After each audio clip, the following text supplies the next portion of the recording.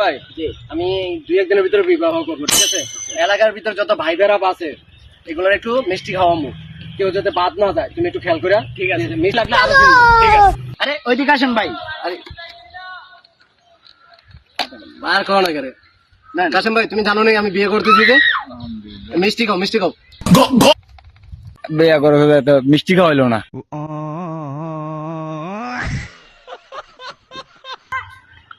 আরে দিনের ভাই ফারুক ভাই। দোস্ত কি অবস্থা, কেমন আছে? ভালো নেই? ভালো ভাই। দোস্ত আমি কালকে বিয়ে করতেছি, ঠিক আছে? এই উপলক্ষে তোমাদেরকে মিষ্টি খাওয়াইতেছে, খুঁজে পাচ্ছি না, অনেক লোকজন আছে। আকরো আকরো দোস্ত, আকরো। কিরম চেষ্টা মিষ্টি খাইবো আঙুল সময় দিয়ে গেছে গা।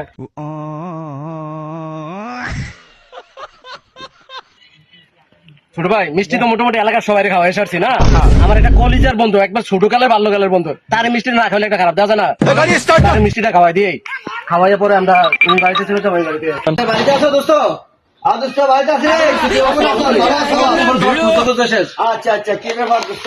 দোস্ত আমি বিয়ে করতে কালকে, ঠিক আছে? মিষ্টি খাও। আরে যা হালার পর হালা, তোর বউই থাকতো না জীবনে, দেখিস বিয়ে করতে পারতেন না।